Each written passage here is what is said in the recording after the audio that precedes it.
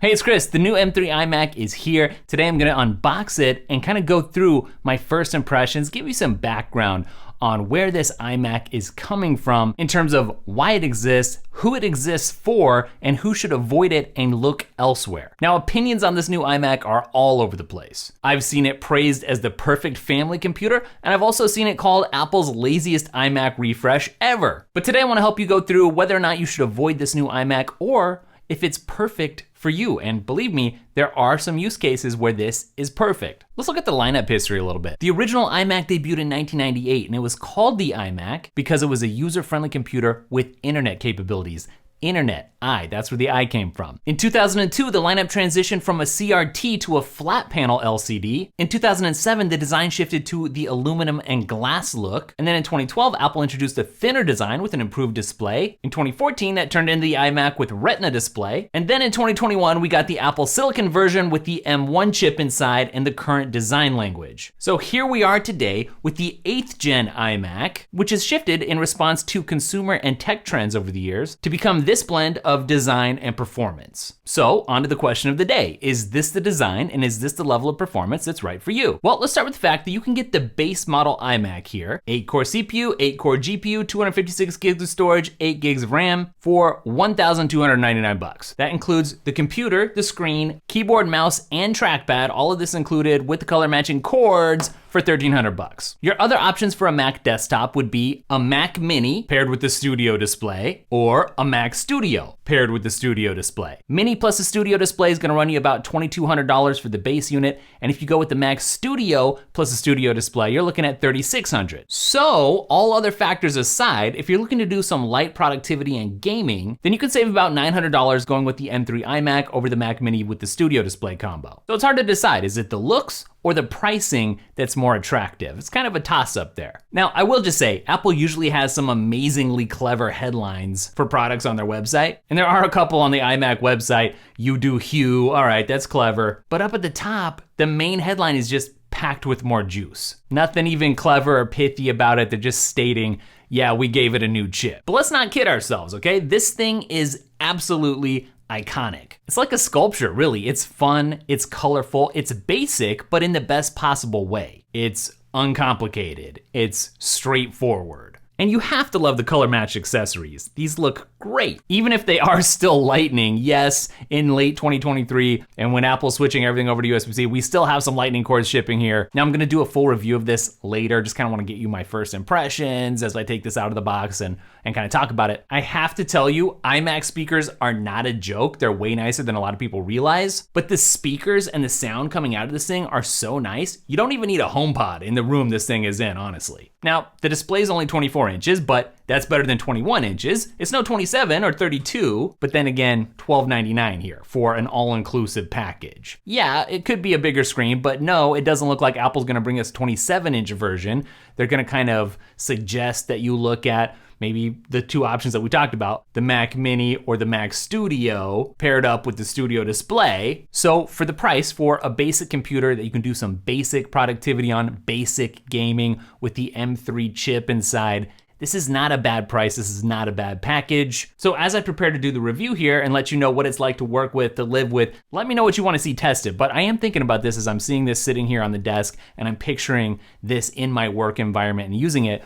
I think that if you're looking for a nice screen on your desktop, but you still want the option to have some portability, this, the iMac paired up with an iPad, like an iPad Air, or maybe even the Pro, might be an absolutely killer combination. So if you're a knowledge worker, this could be a great home base that, by the way, looks amazing. Really do like this green color here. But it's almost 2024 and I keep banging this drum that you don't have to have a Mac or an iPad, you could have that combination, and this is an interesting one.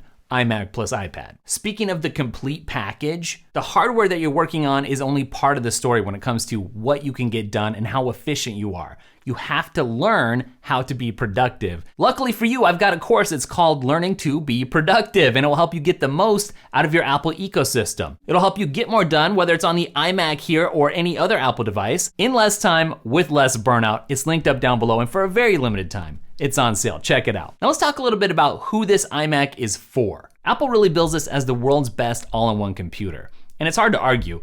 when you think of all-in-one computers, what are the alternatives? On the PC side, nothing that's super amazing, right? But the real question is, well, who benefits from having an all-in-one computer that stays parked on your desk? The most obvious answer is that this makes a great family computer. You park it either in the home office or maybe in the living room, or maybe there's somebody out there who actually does what Apple does in its promo material and sits it on the kitchen counter or island. But there's no doubt about it, it makes a great shared device for internet surfing, for light productivity, for content consumption, right? It's a pretty nice looking screen, so under the right circumstances, in the right room, it's nice to watch some content on here, whether it's just YouTube or whether it's actually a movie. But don't overlook this as a gaming machine. No, it's not the most powerful Mac in the world, but Apple Silicon is nothing to sneeze at. I know so many people who have an M1 who are like, I don't need to upgrade. It's so good already.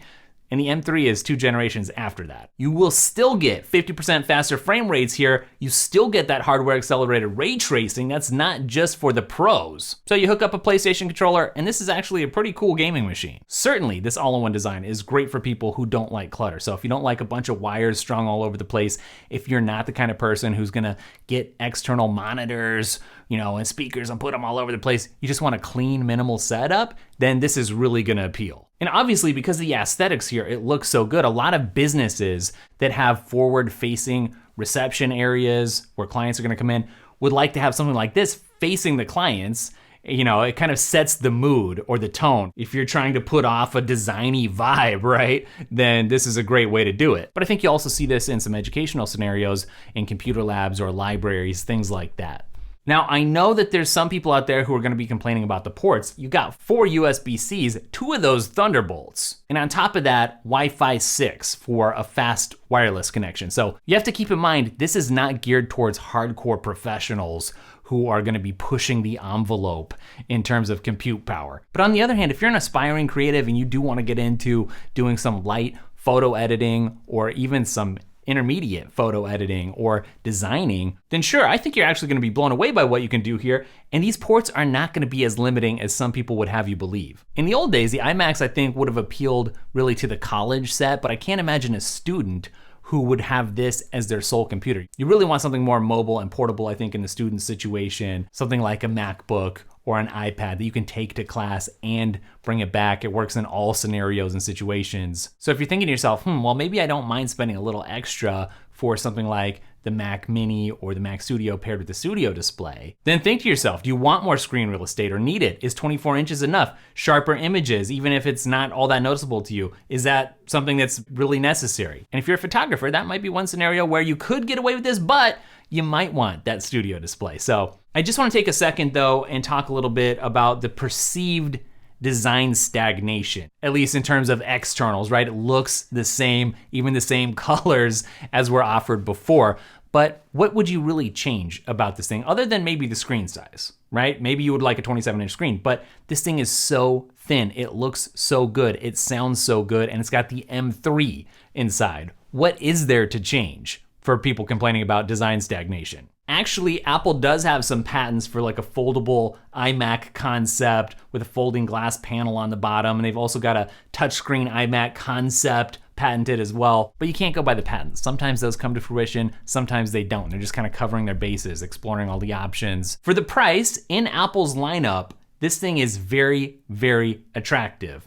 Actually attractive, looks really good, but what you get for the price is hard to argue with. All right, thanks for watching today's unboxing and first impressions video. Again, review coming up, so get subscribed. I've also got the brand new 16-inch 2023 M3 Max in hand, the new Space Black edition. I'm testing that all week too, so I'll be letting you know my first 1 week thoughts with that machine as well. Don't forget to check out the course. Don't forget to check out our newsletter. If you haven't got in on that, you're really missing out. I'll link that up for you down below too, and I'll catch you in the next video.